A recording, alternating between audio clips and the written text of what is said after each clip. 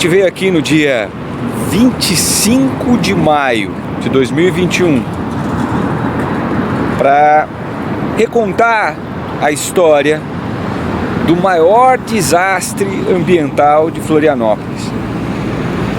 Exatamente no dia 25 de janeiro, 4 meses atrás, o rompimento de uma lagoa de evapotranspiração trouxe milhares de litros de lama e de efluente para essa região. Boa parte do efluente que correu, derrubou aquele muro, atravessou a rua e invadiu a Lagoa da Conceição, deixou uma grande quantidade de sedimento. Boa parte desse sedimento ainda está aqui. E trouxe consigo, além da lama, nutrientes dissolvidos, que então, junto com a água doce, produziram uma primeira onda de impacto na Lagoa da Conceição. Uma onda osmótica, né? Ou seja, uma variação da qualidade da água, da quantidade de sal muito rápida, que primeiro matou os organismos que viviam na Lagoa de Evapotranspiração. Com esse processo, a Lagoa da Conceição foi enriquecida em nutrientes. São substâncias químicas como nitrogênio, como fósforo, que alteraram o balanço, a fertilidade da Lagoa da Conceição. Esse processo desencadeou um conjunto de alterações ecológicas que passaram a ser, talvez, o maior desafio para a ciência aqui da cidade, para a nossa universidade, enfim, para os colegas que trabalham na UDESC, enfim, para todos os órgãos envolvidos com o processo aqui. E é sobre esse processo que nós vamos falar hoje, porque Semana do Meio Ambiente é fundamental que a gente valorize essas questões, porque dessas questões dependem a vida dos pescadores que estão lá na costa da lagoa, todos aqueles que trabalham com turismo, sejam nos restaurantes, sejam nas atividades náuticas, ou seja, nós temos de fato, além dos prejuízos ambientais desse grande desastre, prejuízos socioeconômicos que foram muito profundos na Lagoa da Conceição. Bom, então falando do evento, todo esse fluente que drenou para a Lagoa da Conceição trouxe consigo, como eu disse, esses fertilizantes, essas substâncias químicas que induzem um processo que é conhecido como eutrofização. A eutrofização, no primeiro momento, logo ali depois de 2 semanas, proporcionou os primeiros eventos de mortalidade, que vieram a se intensificar durante o mês de fevereiro, produzindo no dia 22 de fevereiro um grande evento de mortalidade na região do norte da lagoa, na região do Saquinho. Em março, 15 dias após esse segundo evento de mortalidade, um novo evento de mortalidade se observou aqui na Avenida das Rendeiras, na sua região leste. Bom, é nesse processo que a gente começa então a entender os detalhes do que estava acontecendo. A grande quantidade de nutrientes, claro, encontrou uma Lagoa da Conceição que já apresentava um problema de poluição crônica. E essa grande quantidade de nutrientes, ela se depara com um mês de janeiro especialmente quente. Por quê? Por conta das mudanças climáticas, esse mês de janeiro representava um momento de uma onda de calor, um momento atípico de temperaturas mais altas do que as médias observadas para aquele período do ano. E é nessa circunstância de fertilização aguda, ou seja, uma grande quantidade de água com muito nitrogênio e fósforo, é nessa situação com uma grande quantidade, portanto, de substâncias químicas que favorecem o crescimento de algas, que nós tivemos durante esse período mais quente a floração de uma alga nociva, a Fibrocapsa japonica, uma alga que produz florações que liberam na água substâncias que são potencialmente tóxicas, especialmente aos peixes. Com a floração da Fibrocapsa, toda aquela matéria orgânica do evento de rompimento da barragem é adicionada à matéria orgânica que a própria alga produz durante essa floração. Essa alga cresce, morre, vai para o sedimento, e nesse sedimento, então, ela alimenta um problema que já existia na Lagoa da Conceição, mas esse problema cresce, que é o problema da zona morta.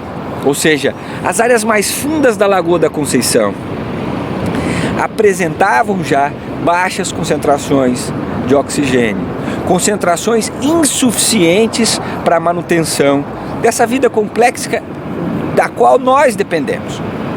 É essa situação de baixas concentrações de oxigênio que, após o evento de explosão populacional, de floração de algas nocivas, nesse caso da Fibrocapsa japonica, é que essa zona morta é alimentada, ela cresce e se aproxima da superfície, dependendo das condições de vento, como foi observado na região norte ou como foi observado aqui nas rendeiras. É nessa situação que nós conseguimos explicar, portanto, o grande evento ou os grandes eventos de colapso da Lagoa da Conceição. Bom, é muito importante dar essa introdução para dizer que a nossa Lagoa da Conceição, ela depende de um sistema complexo, de um sistema que está em toda a sua borda. E esse sistema, ele começa a se restaurar aqui, naturalmente, aqui, nesse banco de sedimento que se formou com a enxurrada de lama e efluente. E areia, claro, areia das dunas que veio lá de dentro. E é nesse processo que a gente deve resgatar a necessidade de restauração desses ambientes naturais que outrora compunham a margem de toda a Lagoa da Conceição. Aqui onde nós temos as rendeiras, provavelmente antes da construção dessa via de acesso, nós tínhamos aqui, nesse final de cordão de dunas e, portanto, dessa restinga, nós tínhamos aqui ambientes de transição, ambientes como esse, que começa a se formar aqui nesse banco de sedimento. Os ambientes estuarinos. São esses ambientes estuarinos que nós temos que tentar restaurar. Nós podemos ver aqui, então, uma arvorezinha de manguezal que já está crescendo. Nós temos gramíneas que compõem, muitas delas, uma região conhecida como salt marsh ou marisma, não é? E dentro d'água, em alguns lugares, nós vamos encontrar os bancos de gramas marinhas compostos por rúpia e alódole. São estes ambientes que podem e que talvez devam ser restaurados numa demonstração, de certa forma, de responsabilidade humana, de compromisso ético e moral nosso para com ambientes como a Lagoa da Conceição, não é? O processo de restauração, claro, na ausência do nosso impacto crônico, ele acontece quase que naturalmente. Basta nós recompormos a topografia, que a paisagem tende a se restaurar. Só que o tempo que isso leva, ou que pode levar, pode privar, talvez, gerações dos produtos e serviços que esses ecossistemas, uma vez restaurados, podem prover. Isso eu estou falando, por exemplo, de uma lagoa efetivamente saudável, de uma lagoa que pode produzir oportunidade para as pessoas viverem suas interdependências com a Lagoa da Conceição, não é? De fato, as pessoas aqui vivem da sua beleza cênica, vivem dos peixes que ela literalmente permite crescer. Uma lagoa saudável permite crescer, permite de fato que esses produtos e serviços sejam abundantes. Bom, e é por isso que entra a restauração ecológica. É por isso que nós vivemos uma década onde as Nações Unidas elevou a necessidade de nós tratarmos dessa questão para que as gerações futuras de fato possam se orgulhar de nós, possam de fato olhar para essa geração atual e ver, puta, foi esses caras que começaram a restaurar muitos ambientes maravilhosos e fundamentais para o nosso planeta. Entre os serviços ecossistêmicos que um sistema estuarino fornece, tem um que é fundamental para dialogar com o tempo atual, que é o de retenção do carbono. Esses ambientes são conhecidos como carbono azul, porque de fato tudo que a gente vê aqui no sedimento, que é pretinho, não é? Tudo isso que a gente está vendo aqui é matéria orgânica, é carbono. De certa forma, o sistema de raízes das arvorezinhas de manguezal, com todas essas outras plantas, junto com as gramíneas, junto com as gramas marinhas que estão lá debaixo d'água, isso favorece um sistema que vai retendo essa matéria orgânica, que é estruturada fundamentalmente por carbono. Carbono esse que elas captam da atmosfera.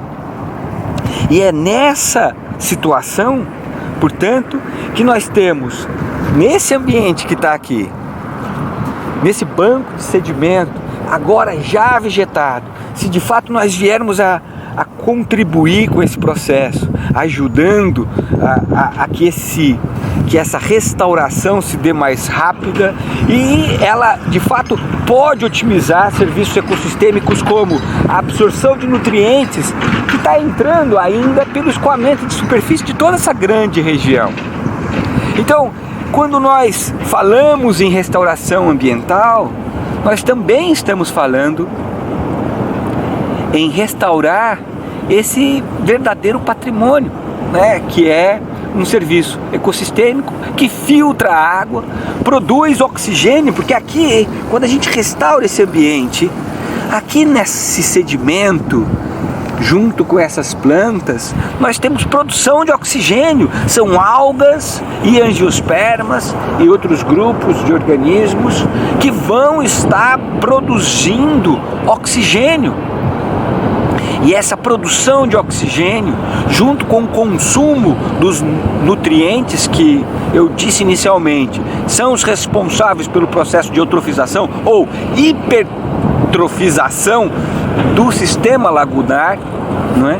É que nós vamos ter aí a solução para a Lagoa da Conceição. Então, juntando essas duas coisas, não é? A absorção de nutrientes, mais a produção de oxigênio, que a gente resolve o problema. E a gente pode fazer isso restaurando ecossistemas estuarinos ou sistemas estuarinos como esse, que já está nascendo aqui nesse banco de sedimento da Lagoa da Conceição.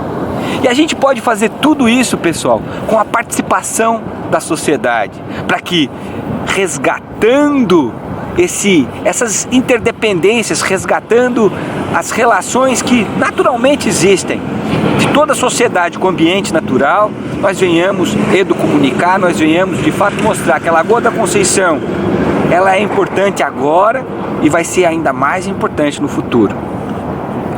E sem dúvida nenhuma, as gerações que virão sentirão orgulho daquilo que foi deixado de legado por todos nós. Então vamos, junto com nossa Universidade Federal de Santa Catarina, produzir as condições necessárias para que esse processo de restauração e de resgate da Lagoa da Conceição se dê o mais rápido possível e com a participação de todos. Obrigado pela oportunidade, um grande abraço, o Ecoando Sustentabilidade agradece.